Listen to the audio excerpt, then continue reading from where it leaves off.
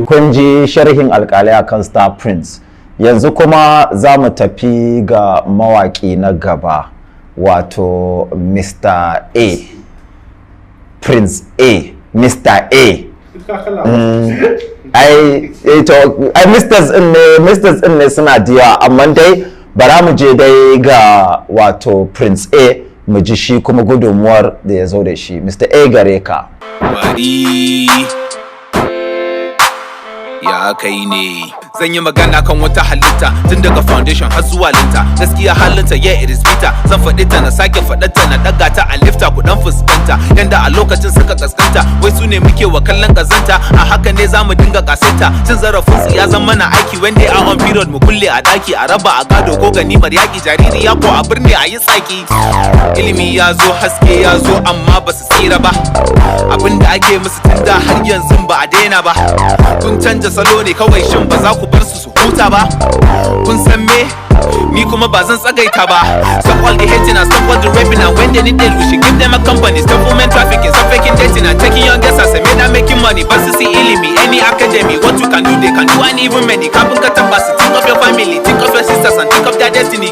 Think of her who took you for 9 months in a womb, man. I'm not suggesting ya zama dole mu girmama woman.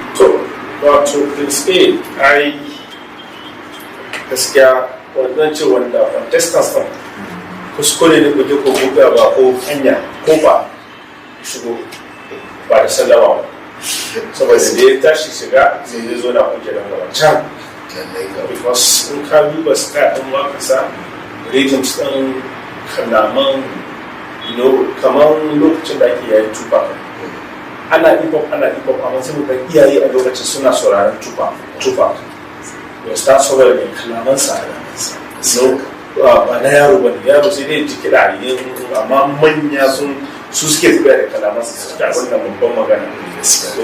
Yadda na ji lama da ce an kara studying music a turai, akwai topic ɗin wakansa a matsayin course ɗin da aka yi inda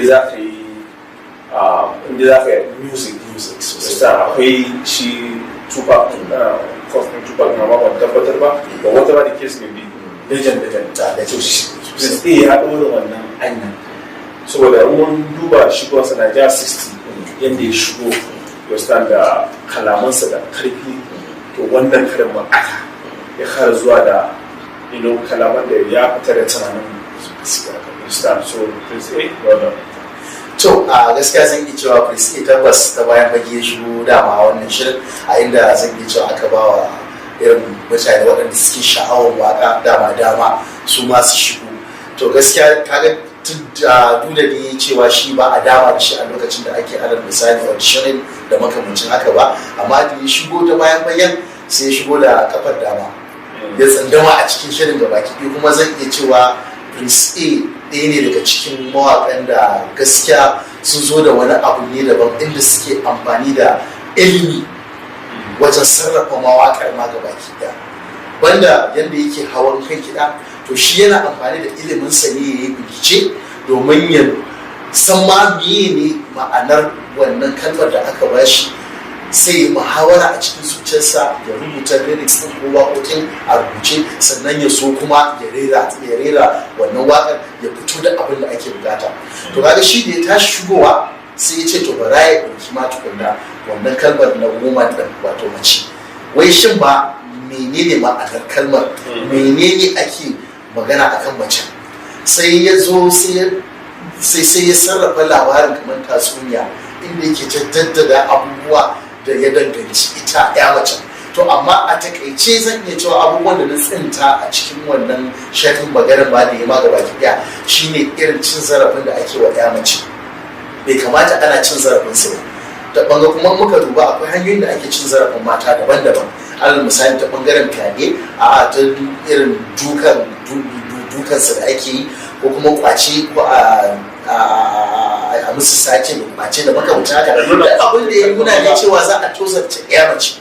To san da ya taɓa wannan shafin da baki ɗaya, sannan kuma daga ƙarshe ma sai ya zo yin magana guda ɗaya wanda gaskiya yake da muhimmanci sosai, musamman ma a arewacin Najeriya, inda za a ga cewa ya mace ana ganin su kamar bai kamata ma a ce an tura su makaranta ba. To ga gani to sai ya ce ba gaskiya fa ilimi ba ga ya mace yana da muhimmanci sosai, kuma ya kamata a bawa ya mace ilimi. Kuma shi yasa to kaga irin wannan faɗakarwar da yake a cikin waƙa sai yake isar da wannan sabon, to dole ne mutum fa ya zauna ya yi tunani a yadda kake magana kenan cewa fa manya ne suke zama su saurari maganganun da al misali da legends din da muke da su irin su tuba, to shi ma kusan Prince A ya fada a cikin wannan rukunin, wanda dole ba mai hankali ne zai zauna tukunna ya tantance kalaman shi Prince A din ma ya fahimci cewa ba lallai wannan fa da kwakwalwa yake abinsa. To zan iya cewa gaskiya Prince A ya taka muhimmiyar rawa sosai a cikin wannan waƙar, kuma na san tabbas masu kallon mu a halin yanzu za su yarda da cewa fa gaskiya Prince A ya ba da duwa a cikin wannan waƙar. Sai ma kuwa. To kun ji ra'ayoyin wato alƙalanmu. Za mu kawo muku mawaƙi na gaba, amma dai za mu fara tafiya hutu da ɗan mitsitsin lokaci, inda insha Allah muna nan tafe za mu ɗora a inda muka tsaya, ko dai ka kumuza.